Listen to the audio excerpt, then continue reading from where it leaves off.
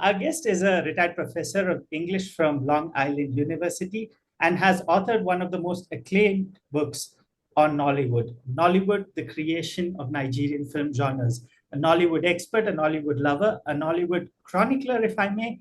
Joining me from New York, please welcome Dr. Jonathan Haynes. Thank you so much, Dr. Haynes. Oh, it's my pleasure. I've really been enjoying getting to know your YouTube channel a little bit, and I really like what you're doing. So pleased to be here. Thanks a lot. In your book came out in 2016, is it? That's right. 2016. And you've listed out different genres of Nigerian cinema.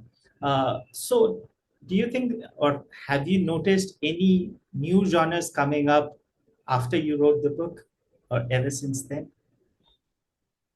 Yeah, there's actually been a tremendous change, which which was visible to me as I was finishing the book. So this is kind of a topic in the book. I came to understand as I was writing that book that you could only write about Nollywood in historical terms. It changed so fast that, you could talk about what was going on at certain moments, and there are elements in it that are extremely durable.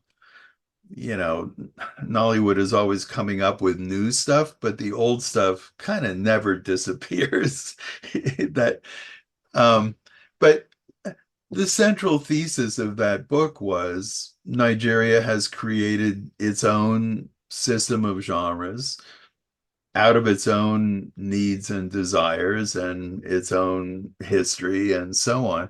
And that it's basically always a mistake to import foreign notions of genre um, into thinking about Nigerian film.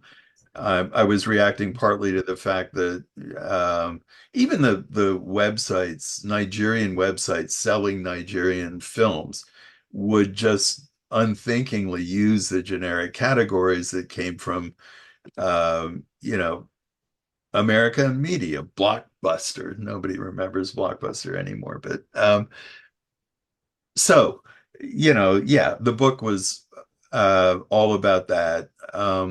But then, again, suddenly starting around 2010 or something with not new Nollywood, things started to change. And there was a kind of wholesale importation of transnational, predominantly American um, forms like romantic comedies, which were actually quite rare until suddenly they were everywhere. um, and horror films. I wrote at a certain point, this category does not belong in Nigeria at all because it just doesn't correspond to the way Nigerians mostly think about the supernatural and so on. But now there are a lot of films which are unmistakably horror films. They fit into that genre.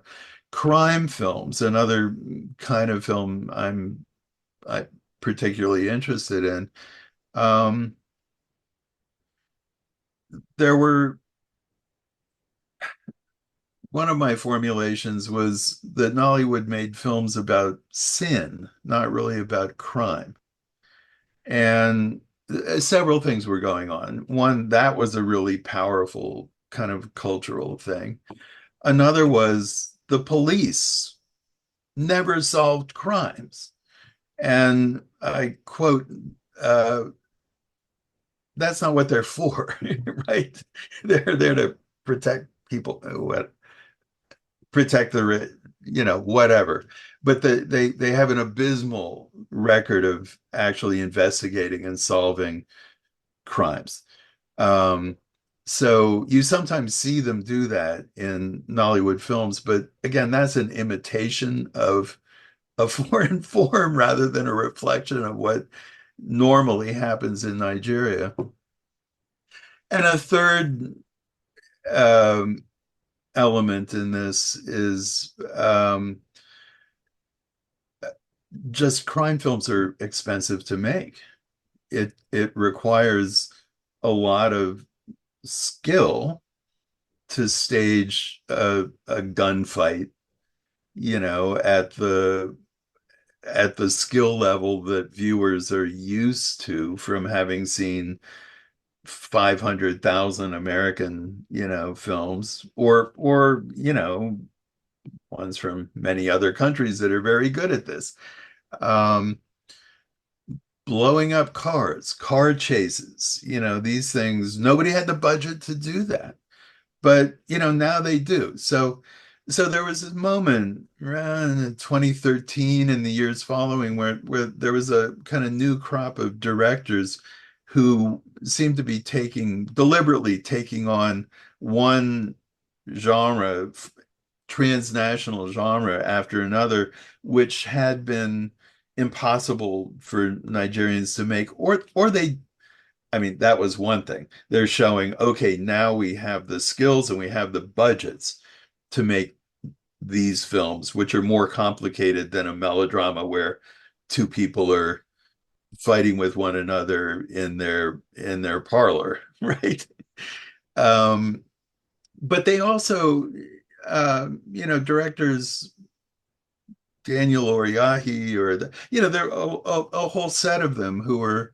I mean, I'm thinking about Oriahi's Taxi Driver, which was overtly an homage to the films of Martin Scorsese, but also Jim Jarmusch. I mean, Jim Jarmusch, an American independent filmmaker, that's a film buff kind of special, so Oriahi he loved that kind of movie. He wanted to talk back to world cinema in that shared language, and produce a superb movie out of that. I'm not, one way of looking at this is, oh, they're becoming less Nigerian. They're chasing after foreign styles, um, and there's something in that argument, but a whole lot of the films that might be accused of this, the whole crime genre, I find, really compelling as an image of Nigeria, and um, filmmakers kind of exploring in a serious way how things work in their country. So, it's way too simple to claim that, they're kind of betraying their heritage.